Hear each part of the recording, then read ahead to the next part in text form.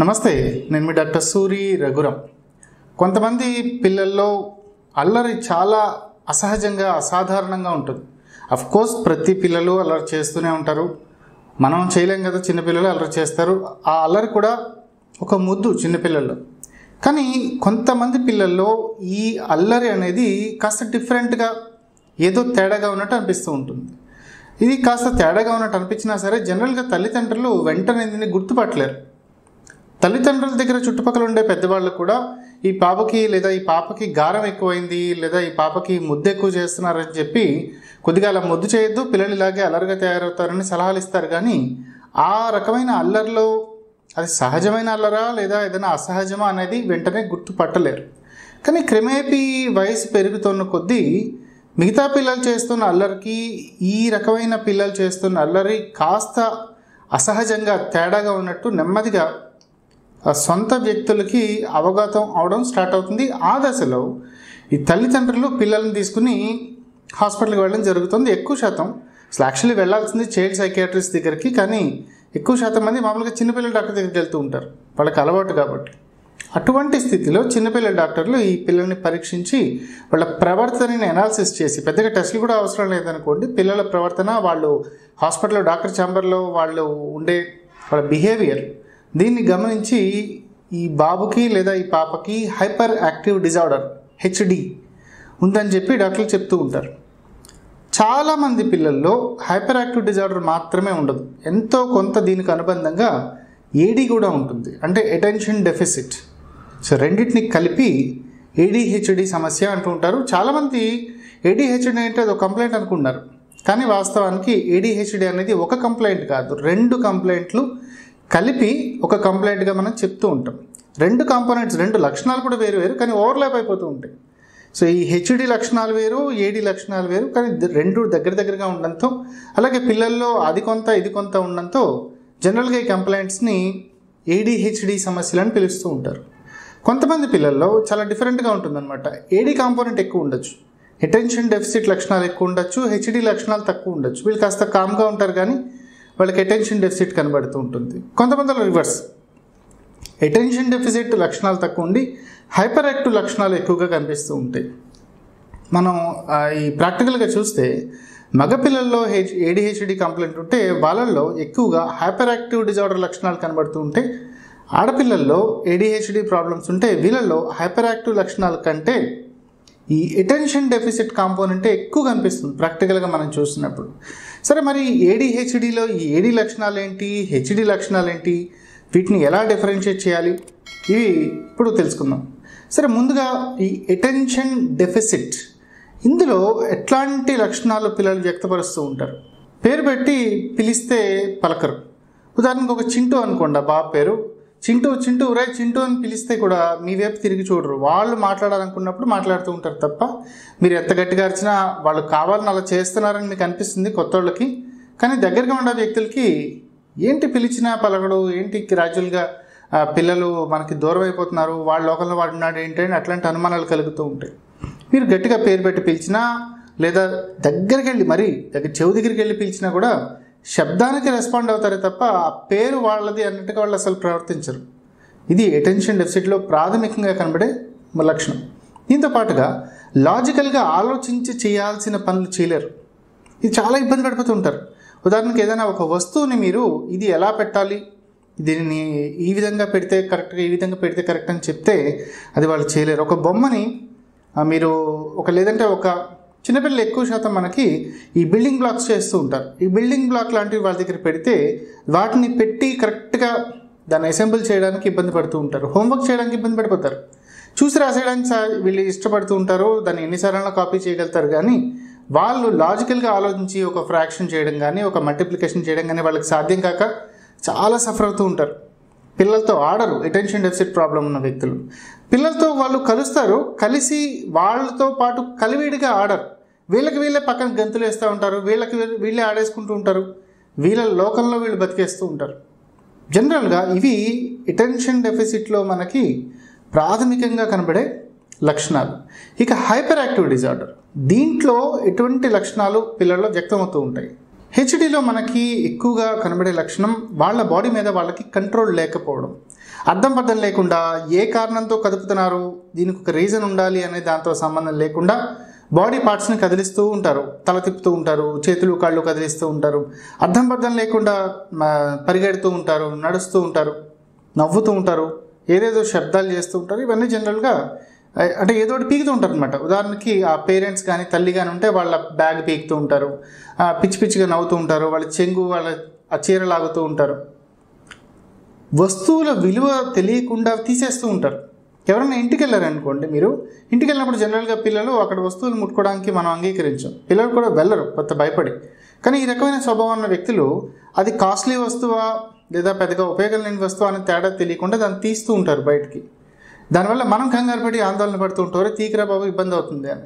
Even మా హాస్పిటల్కి patients వచ్చినప్పుడు ఈ హెచ్డి హైపర్ యాక్టివ్ డిజార్డర్ సమస్య ఇబ్బంది పడుతున్న పిల్లలు హాస్పిటల్కి వస్తే టేబుల్ ఎదురుకుండా చైర్ మీద మనం వాళ్ళని కూర్చోమని చెప్తే టేబుల్ మీద ఉన్నవి తీసేస్తూ ఉంటారు. అసలు వాళ్ళు జనరల్గా పిల్లలు తీయడానికి ఇబ్బంది పడతారు, కానీ ఈ కంప్లైంట్ ఉన్న వ్యక్తులు టేబుల్ మీద ఉన్న పెన్స్ కానీ, టార్చ్ లైట్ కానీ, ఈ బీపీ ఆపరేటర్స్ కానీ, స్ట్రెత్ కానీ ఇవన్నీ తీసి వాటిని అటు ఇటు తిప్పుతూ ఉంటారు. దాంతో సంబంధం లేకుండా ఏదేదో మాట్లాడుతూ ఉంటారు. ఇవి జనరల్గా ఈ రకమైన హెచ్డి కంప్లైంట్లో కనబడే లక్షణాలు. వీటితో పాటుగా మనకి కనబడే ఇంకొక ఇంపార్టెంట్ లక్షణం ఏంటంటే, మీరు గట్టిగా అరిచారనుకోండి పిల్లల మీద. నేను జనరల్గా పేషెంట్స్ ఎప్పుడైనా ఈ హైపర్ యాక్టివ్ పేషెంట్స్ వాళ్ళ మీద ఆ తల్లిదండ్రులు ఉన్నప్పుడు వాళ్ళ పర్మిషన్ తీసుకుని గట్టిగా గద్దిస్తూ ఉంటాం, ఏయ్ కొంచెంసేపు ఊరుకో అని. అట్లా గట్టిగా తిట్టామనుకోండి, అట్లాంటి టైంలో ఒక్క నిమిషం అలా ఆగుతారు, ఆగి అటు ఇటు చూస్తూ ఉంటారు. మళ్ళీ 1 మినిట్ తర్వాత వాళ్ళ శరీరం పాపం వాళ్ళని కామ్గా ఉండనివ్వదు. మళ్ళీ లేచి ఇందాక ఏ పనులు అయితే ఆ కదలికలు చేస్తున్నారో అదే రకమైన కదలికలు స్టార్ట్ చేస్తూ ఉంటారు. మీ దగ్గర బలంగా ఆపారనుకోండి వాళ్ళని, ఆ కదలకుండా పరిగెట్టకుండా, ఆ బలవంతంగా ఆపితే చాలా అసౌకర్యం ఫీల్ అయిపోతూ ఉంటారు, ఇబ్బంది పడిపోతూ ఉంటారు, ఇరిటబుల్గా ఫీల్ అయ్యి కోపం తెచ్చుకుని చిరాకు పడిపోయి కొంతమంది పిల్లలు అయితే ఏడుస్తూ ఉంటారు. ఇటువంటి లక్షణాలు జనరల్గా హైపర్ యాక్టివ్ డిజార్డర్స్లో మనకు కనిపిస్తూ ఉంటాయి. మెట్లు ఎగురుతూ ఉంటారు, అవసరం లేకుండా డోర్ తీస్తూ ఉంటారు. ఈ వ్యక్తి తెలిసిన వ్యక్తి తెలియని వ్యక్తి అనేది దాంతో సంబంధం లేకుండా వెళ్ళి నవ్వుతూ ఉంటారు, వాళ్ళ జేబులో వస్తువులు తీస్తూ ఉంటారు. సో ఇటువంటివన్నీ కూడా జనరల్గా మనకి హైపర్ యాక్టివ్ డిజార్డర్లో కనిపిస్తూ ఉంటాయి. So attention deficit hyper active disorder కలిపి ADHD సమస్య. మళ్ళీ ఈ లక్షణాలు కూడా అందరిలో ఒకే రకంగా ఉండవు. కొంతమందిలో చాలా తక్కువ ఉంటాయి, కొంతమందిలో మధ్యస్థంగా ఉంటాయి, మోడరేట్గా ఉంటాయి, కొంతమందిలో చాలా సివియర్గా ఉంటాయి, తట్టుకోలేనంత మనం భరించలేనంత తీవ్రంగా కూడా వస్తూ ఉంటాయి. సరే, మరి ఈ ADHD కంప్లైంట్ అసలు ఇది ఎందుకు వస్తుంది, దీనికి కారణాలు ఏంటి, ఇలాంటి ఇబ్బందులు రావడానికి పిల్లల్లో దోహదం అవుతున్న అంశాలు ఏంటి? వైద్యపరంగా చూస్తే అసలు ADHD రకమైన లక్షణాలు, అందులో AD అయినా కావచ్చు, HD అయినా కావచ్చు, ఎందుకు వస్తున్నాయి అనేది ఇప్పటివరకు కూడా వైద్య పరిశోధనకి నిర్దిష్టంగా తెలియదు అనేది చెప్పాలి. కానీ కొన్ని రకాల పరిస్థితులు దీనికి కారణం అవుతున్నాయని పరిశోధనలో బయటపడింది. ప్రాక్టికల్గా మేము కూడా చూస్తున్నాం. దాదాపు నా ఎక్స్పీరియన్స్లోనే ADHD కేసెస్ దాదాపు 2-3 వేల దాకా చూడడం జరిగింది, నేను చదువుకునే MD చేసే రోజుల నుంచి ఇప్పటివరకు. సో వీటిలో మనకి జనరల్గా కనబడే కొన్ని రకాల పరిస్థితులు దీనికి బహుశా కారణం అని అనుకోవచ్చు. అందులో కీలకమైంది వంశపారంపర్యం. ఫ్యామిలీలో ఎవరికైనా ఈ రకమైన లక్షణాలు ఉంటాయి, దగ్గర బంధువుల్లో, రక్త సంబంధికుల్లో, అది పిల్లల్లో కూడా కనబడే అవకాశాలు ఎక్కువ.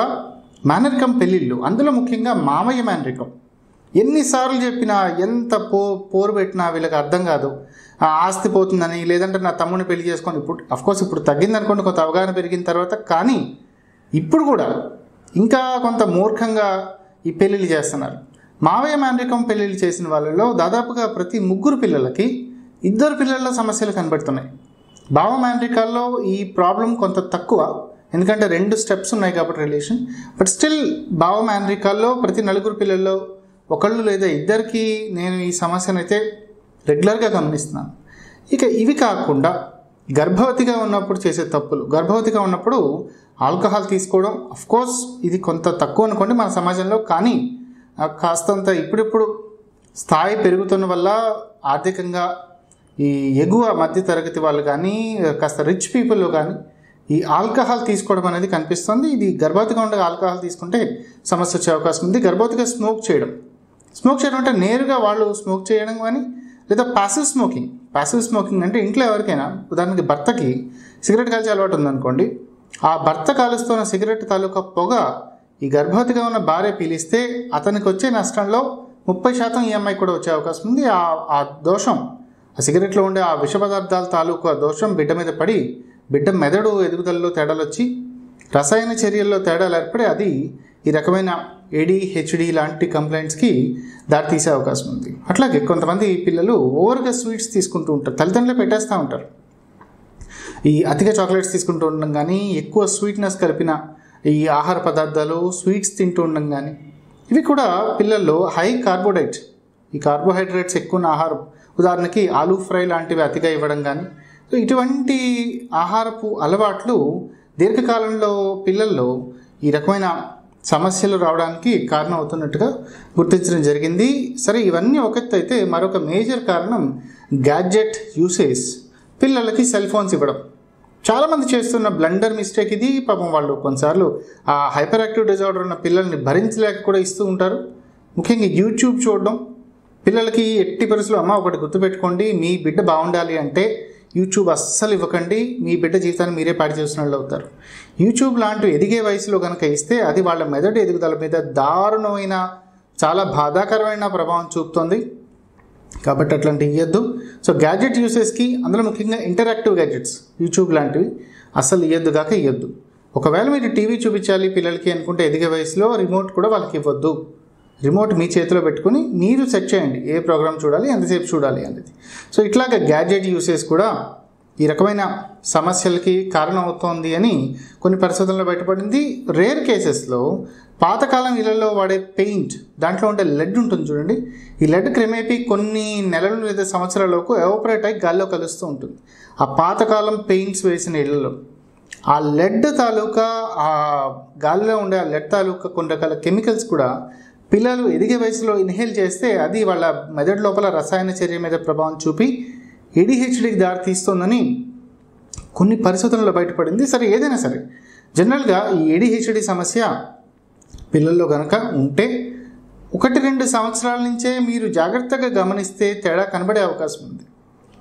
కాబట్టి ఎప్పుడు కూడా పిల్లల్లో ఈ అల్లరిని అస్సలు నిర్లక్ష్యం చేయొద్దు. అల్లరి పిల్లలు చేస్తారు, కానీ అల్లరి, హైపర్ యాక్టివిటీ రెండింటికి దగ్గర పోలికలు ఉంటాయి, కానీ మీరు దాన్ని గుర్తించలేరు. మీకు ఏమాత్రం అనుమానం కలిగినా, పిల్లల ప్రవర్తనలో ఏదైనా అసహజత్వం కనబడినా మీరు వెంటనే డాక్టర్ని కలిసి ప్రాపర్ ఇన్వెస్టిగేషన్స్ అవి అవసరమైతే చేయించుకుని పిల్లల డాక్టర్ చేత అసలు ఇది అల్లరా లేదా ఏదైనా తేడాగా ఉందా ఇది నిర్ధారించుకోవడం మీకు మీ బిడ్డ జీవితానికి కూడా చాలా మంచిది. సరే, మరి ట్రీట్మెంట్ విషయానికి వస్తే, ట్రీట్మెంట్ గురించి మనం మాట్లాడుకోవడానికి ముందు కొన్ని ఇంపార్టెంట్ పాయింట్స్ ఇక్కడ గుర్తుపెట్టుకోవాలి. ఏంటంటే చాలాసార్లు ఈ ADHD లాంటి కంప్లైంట్స్ ఉన్న పిల్లలతో తల్లిదండ్రులు విసిగిపోతున్నారు. ఒకసారి అయితే బాధ కలుగుతుంది, ఎందుకంటే ఈ పిల్లలు చిన్నపిల్లలని సమస్య బయటపడుతుంది కాబట్టి అప్పటికీ కూడా తల్లిదండ్రులు పెద్ద వయసే ఉండదు వాళ్ళకి. కొంతమందికి 20 ఉంటారు, 30 ఉంటారు.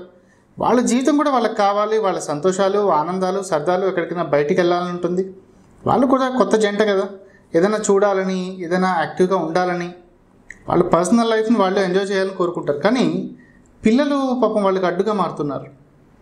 పిల్లలు నిరంతరంగా వీళ్ళని కనిపెట్టుకుని కూర్చోవాల్సిన పరిస్థితి. వాళ్ళ ఉద్యోగాలను, ఆడవాళ్ళు అయితే పాపం వాళ్ళ ఉద్యోగాల్ని, వాళ్ళ ఇష్టాలని, వాళ్ళ హాబీస్ని, వృత్తుల్ని కూడా మానుకుని ఈ బిడ్డ కోసం తమ జీవితాన్ని అంకితం చేసుకుంటున్న మహిళలు నిజంగా దండం పెట్టాలి వాళ్ళకి. అట్లాంటి వాళ్ళు ఎంతోమంది ఉన్నారు ఈ సమాజంలో. తలుచుకుంటే బాధ అనిపిస్తుంది, కానీ అట్లాంటి తల్లులు, కొన్ని తండ్రులు ఎంతో సఫర్ అవుతూ ఉంటారు. కన్నబిడ్డ కదా, వదులుకోలేరు, అలా అని వాళ్ళని భరించలేరు.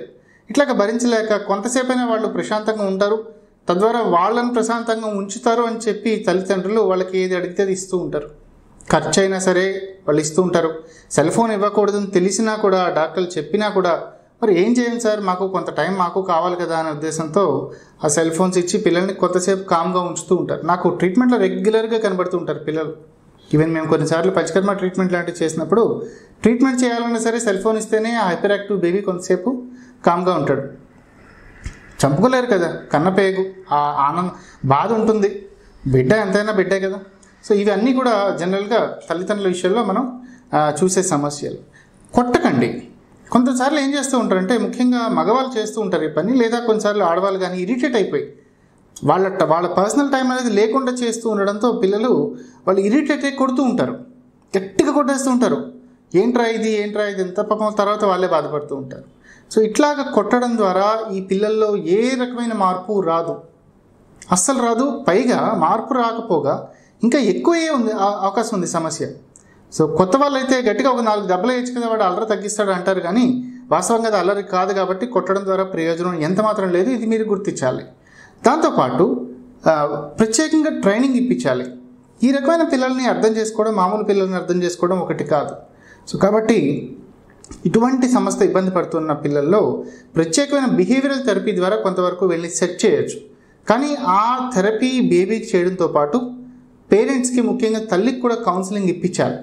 ఈ బేబీకి ఎలా చెప్పాలి, ఎలా చెప్తే బేబీకి అర్థమవుతుంది, ఎలా చెప్తే అర్థం కాదు అనే విషయం ఆ పేరెంట్కి, ముఖ్యంగా తల్లికి తెలిస్తే ఆ బేబీని వాళ్ళు నెమ్మదిగా చక్కదిద్దుకునే అవకాశాలు ఉంటాయి.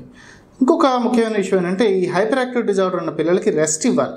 వీళ్ళు ఒక మామూలు బాబు చేసే శారీరక శ్రమతో, అంటే అది కావాలని చేసినా, హైపర్ యాక్టివ్ వాళ్ళు చేసినా కానీ వీళ్ళ శరీరం ఓవర్గా అలసిపోతూ ఉంటుంది. ఎంతలా అంటే 3 times ఎక్కువ అలసిపోతూ ఉంటుంది. దీంతో వీళ్ళకి రెస్ట్ ఇవ్వాలి. ఎక్కువగా పడుకుంటారు కూడా. హైపర్ యాక్టివ్ డిజార్డర్ ఉన్న పిల్లలు నిద్రపోయినప్పుడు బాగా నిద్రపోతారు. ఈ నిద్రపోవడం వల్ల వాళ్ళలో కొంతసేపటి వరకు ఆ హైపర్ యాక్టివ్నెస్ కంట్రోల్ అయ్యే అవకాశం ఉంది. ఎప్పుడైనా సరే హైపర్ యాక్టివ్ డిజార్డర్ ఉన్న పిల్లల్లో ఈ నిద్ర కనుక సరిగ్గా అందకపోతే వాళ్ళల్లో ఆ ఇరిటబిలిటీ ఇంకా ఎక్కువై, ఇంకా తీవ్రంగా మారి చికాకుగా తల్లిదండ్రులు మరింత ఇరిటేట్ చేసేలాగా కనిపిస్తూ ఉంటుంది. సరే, ఇక టెస్ట్ల విషయానికి వస్తే ఖచ్చితంగా దీనికి టెస్ట్లు అంటే ఇవి లేవు ఈ ADHD లాంటి కంప్లైంట్స్కి. కానీ అయినా కూడా స్టిల్ ఎందుకైనా మంచిదని చెప్పి వాళ్ళకి ఒక్కసారి బ్రెయిన్ స్కాన్ తీస్తూ ఉంటాం, కొన్ని రకాల రక్త పరీక్షలు చేయిస్తూ ఉంటాం. తద్వారా ఏదైనా బ్రెయిన్లో ఏదైనా ఇతర సమస్యలు ఉన్నాయా, ఏమైనా కంతులు కానీ ఏమైనా ఇతర ఇబ్బందులు ఉండడం కానీ ఉంటే దానివల్ల ఏమైనా ప్రాబ్లం వస్తుందని చెక్ చేసుకోవడానికి టెస్టులు చేయిస్తూ ఉంటారు. కానీ మోస్ట్ ఆఫ్ ద కేసెస్లో టెస్టులు నార్మలే వస్తూ ఉంటాయి. సో ఈ టెస్టులు కంటే కూడా డాక్టర్ అసెస్మెంటే ఇక్కడ చాలా ఇంపార్టెంట్. పేషెంట్ని జాగ్రత్తగా గమనించి కొన్ని రకాల పారామీటర్స్ని, కొన్ని రకాల బిహేవియరల్ ప్యాటర్న్స్ని జాగ్రత్తగా గమనించి అతనికి ADHD ఉందా, ఉంటే AD కాంపోనెంట్ ఎంత ఉంది, HD కాంపోనెంట్ ఎంత ఉంది అనేది ఒక నిర్ణయానికి డాక్టర్స్ అనేవాళ్ళు వస్తూ ఉంటారు. సరే, మరి దీనికి ఆయుర్వేద వైద్యంలో ఎటువంటి మెడిసిన్స్ అందుబాటులో ఉన్నాయి? ఆయుర్వేదంలో దీనికి అద్భుతమైన చక్కటి పరిష్కారాలు అందుబాటులో ఉన్నాయి. చాలా మంచి మెడిసిన్స్. వీటిని మీరు ఎంత ఎర్లీగా స్టార్ట్ చేస్తే అంత చక్కటి రిజల్ట్ వస్తుంది. దీంట్లో అసలు సీక్రెట్ అదే. సరే, మెడిసిన్స్ పేర్లు ఏంటి? ఆయుర్వేద వైద్య విధానంలో ఈ రకమైన ADHD సమస్యని వాత ప్రధాన రోగాల కింద చూస్తాం. మానసిక ఆలోచనలకి, శరీరపు కదలికలకి మధ్యలో ఉండే ఒక రకమైన కోఆర్డినేషన్ మిస్ అయ్యి వాళ్ళ శరీరం, వాళ్ళ మనసు ఒక కోఆర్డినేషన్ లేకుండా అతిగా ఓవర్గా కదులుతూ ఉండడాన్ని మనకి ఆయుర్వేదంలో వాత ప్రధాన రోగాల కింద చూస్తాం. కాబట్టి వాత ప్రధానమైన ఆహారం వీళ్ళకి ఇవ్వకూడదు. ముఖ్యంగా దుంపలు కానీ, తెల్ల వంకాయలు లాంటివి కానీ, జున్ను లాంటివి వీళ్ళకి ఎంత దూరంగా ఉంటే అంత మంచిది. మందులు కూడా కంప్లైంట్ పట్టిస్తాం. ఉదాహరణకి ఈ HD కాంపోనెంట్ ఎక్కువ ఉందనుకోండి, అంటే హైపర్ యాక్టివ్నెస్, ఈ HD కాంపోనెంట్ ఎక్కువ ఉంటే బాడీని నెమ్మదించేలాగా మందులు ఇస్తూ ఉంటాం. నెమ్మదించేలాగా మందులు ఇస్తే వాళ్ళలో అతి కదలికలు క్రమేపీ డౌన్ అవుతాయి. ఆ డౌన్ అయి కాస్తంత వాళ్ళు ప్రశాంతంగా ఉంటారు, ఏదైనా నేర్చుకుంటారు, తల్లిదండ్రులు కూడా ప్రశాంతంగా ఉంచుతారు. ఉదాహరణకి తగర అని కానీ, జటమాంసి అని కానీ, సర్పగంధ అని కానీ, అశ్వగంధ అనే మూలికలు ఇటువంటి హైపర్ యాక్టివ్ కాంపోనెంట్ ఎక్కువ ఉన్న వాళ్ళల్లో మంచి రిజల్ట్ ఇస్తాయి. మీరు ఈవెన్ వీక్స్లో కూడా రిజల్ట్ చూసే అవకాశం ఉంటుంది. ఇక AD కాంపోనెంట్, అటెన్షన్ డెఫిసిట్. ఈ అటెన్షన్ డెఫిసిట్ ఉన్న వాళ్ళల్లో బ్రాహ్మి అనే మెడిసిన్, లేదా మనకి జ్యోతిష్మతి అనే మెడిసిన్, లేదా వచ అనే మెడిసిన్, ఇటువంటివి చాలా మంచి రిజల్ట్ ఇచ్చే అవకాశం ఉంటుంది. వీటి ద్వారా వాళ్ళ అటెన్షన్ పెరిగి మనకి కంటిలో కంటి పెట్టి చూడడం, పిలిస్తే పలకడం, ఏదైనా అవసరమైతే మనతో ఏదైనా చెప్పడానికి వాళ్ళు ముందుకు రావడం, ఇటువంటి మార్పులు మనం పిల్లల్లో గమనించవచ్చు. ఇక్కడ ఇంకొక ఇంపార్టెంట్ విషయం మనం గుర్తుపెట్టుకోవాలి. ఏంటంటే చాలామంది ఈ రకమైన ADHD కంప్లైంట్తో ఉన్న పిల్లల్ని ఆయుర్వేద వైద్యం పేరుతో నకిలీ డాక్టర్ దగ్గర తీసుకెళ్తున్నారు. వాళ్ళకి అసలు ఆ కంప్లైంట్ అంటే ఏంటో తెలియదు, ADHD ఫుల్ ఫామ్ కూడా తెలియదు. సో ఇక్కడ అలాంటి వాళ్ళతో ప్రాబ్లం ఏంటంటే వాళ్ళకి ఎలాంటి మెడిసిన్స్ ఇవ్వచ్చు తెలుసు, కానీ ఎలాంటి ఫామ్లో ఇవ్వాలో తెలియదు. కారణం ఏంటంటే మనం నోటి ద్వారా ఒక మెడిసిన్ ఇచ్చామనుకోండి, అది కడుపులోకి చేరి అక్కడి నుంచి పేగుల ద్వారా రక్తంలో కలుస్తుంది. సో రక్తం అన్ని భాగాలకి సరఫరా అవుతుంది కాబట్టి ఆ భాగానికి కూడా మెడిసిన్ చేరాలి. కానీ ఇక్కడే వచ్చిన చిక్కు ఏంటంటే రక్తం అన్ని చోట్లకి వెళ్తుంది, కానీ బ్రెయిన్లోకి వెళ్ళేటప్పుడు రక్తంలో ప్రతి పార్ట్ బ్రెయిన్లోకి చేరదు. రక్తంలో ప్రతి కెమికల్ కూడా బ్రెయిన్లోకి చేరదు. బ్రెయిన్కి రక్తానికి మధ్యలో ఒక బ్యారియర్ ఉంటుంది, ఒక గేట్ లాంటిది అనమాట. దీన్నే బీబీబీ అంటారు, బ్లడ్ బ్రెయిన్ బ్యారియర్. బ్రెయిన్ అనేది చాలా కీలకమైన పార్ట్ కాబట్టి బ్లడ్లో ఉన్న ప్రతిదీ దాంట్లోకి వెళ్ళిపోకుండా ఈ బ్యారియర్ అనేది ఆపుతూ ఉంటుంది. ఈ బ్యారియర్ని ఈజీగా దాటగలిగేవి రెండే రకమైన కెమికల్ ఫామ్స్. ఒకటి ఆల్కహాల్, రెండోది లిపిడ్స్ అంటే ఫ్యాట్స్. సో ఈ రెండు ఫామ్స్లో కనుక మనం మెడిసిన్ని మార్చి ఇవ్వగలిగితే అది ఈ బ్యారియర్ని దాటుకుని బ్రెయిన్కి చేరగలుగుతుంది. సో రక్తంలో ఏదైనా ఒక టాబ్లెట్ ఫామ్లో మనం మెడిసిన్ ఇస్తే ఆ టాబ్లెట్ ఫామ్లోని మెడిసిన్ ఖచ్చితంగా బ్రెయిన్కి చేరుతుందని గ్యారంటీ లేదు. కానీ అదే నెయ్యిలాగా మార్చి, ఎందుకంటే అది ఫ్యాట్ కాబట్టి, లేదా ఆల్కహాల్ ఫామ్లోకి మెడిసిన్ కనుక మార్చి మనం ఇవ్వగలిగితే నేరుగా బ్రెయిన్కి చేరుతుంది. అందుకనే ADHD సమస్యతో ఇబ్బంది పడుతున్న పిల్లల్లో ఆయుర్వేదిక్లో బ్రాహ్మీ ఘృతం అని కానీ లేదా కళ్యాణక ఘృతం అని కానీ ఇట్లాంటి ఈ నెయ్యి లాంటి ఫామ్స్, ఘృతం అంటారు ఆయుర్వేద పరిభాషలో, ఈ ఘృతం లాంటి ఫామ్స్లోకి కనుక మనం మెడిసిన్ కనుక మార్చి ఇస్తే అది నేరుగా బ్రెయిన్కి చేరి ఆ పిల్లలకు కావాల్సిన రిజల్ట్ వచ్చే అవకాశం ఉంది. ఇటువంటి విషయాలు ఖచ్చితంగా మీరు ఎవరైనా క్వాలిఫైడ్ వాళ్ళకే అర్థమవుతుంది, కాబట్టి అటువంటి వాళ్ళని మీరు కాంటాక్ట్ చేయండి. ఇక ఇవి కాకుండా మెడిసిన్స్ మాత్రమే కాకుండా పంచకర్మ ట్రీట్మెంట్స్ అని ఆయుర్వేదిక్లో చాలా చక్కటి మనకి ట్రీట్మెంట్ ప్రక్రియలు ఉన్నాయి. ఉదాహరణకి ధారా చికిత్స అని, నస్యకర్మ అని ముక్కులో డ్రాప్స్ వేసే కొన్ని ట్రీట్మెంట్స్ కానీ, వస్తికర్మ అని ఒక ప్రత్యేకమైన ఎనిమా ప్రక్రియ. ఇది విరేచన అవడానికి ఇచ్చే ఎనిమా కాదు, పేగుల్లోకి మెడిసిన్ పంపించే ప్రక్రియ. ఇటువంటి ప్రక్రియలు ఎవరు పడితే వాళ్ళు చేయలేరు. కాస్త ఎవరైనా MD స్థాయి క్వాలిఫికేషన్ ఉన్న వాళ్ళైతే ఇటువంటి ట్రీట్మెంట్ చేయగలుగుతారు. సో అటువంటి అనేక రకాల ట్రీట్మెంట్స్ మనకి ఈ కంప్లైంట్లో అందుబాటులో ఉన్నాయి. వీటి సాయంతో ఎంతో తీవ్రంగా ఇబ్బంది పడుతున్న పిల్లల్లో కూడా మనం చక్కటి రిజల్ట్ తెచ్చుకునే అవకాశం ఉంది. కానీ ఇక్కడ గుర్తుపెట్టుకోవాల్సింది ఏంటంటే ఎర్లీగా రావాలి. పూర్తిగా ముదిరిపోయాక 10-12 ఏళ్ళు దాటిపోయాక, రేర్ కేసెస్లో 15 ఏళ్ళు దాటాక పిల్లల్ని మా దగ్గర తీసుకొస్తున్నారు. అప్పుడు మేము కూడా ఏమీ చేయలేని పరిస్థితి ఉంటుంది. మీకు అవకాశం ఉంటే 5 సంవత్సరాల లోపల కనుక పిల్లల్ని నా దగ్గర కానీ లేదా ఎవరైనా అందుబాటులో ఉన్న క్వాలిఫైడ్ ఆయుర్వేదిక్ డాక్టర్ గారిని తీసుకెళ్తే మీ పిల్లల భవిష్యత్తు బాగుండే అవకాశం ఉంది. తద్వారా మీకు కూడా మళ్ళీ సంతోషం తిరిగి వచ్చే అవకాశం ఉంది. నమస్తే.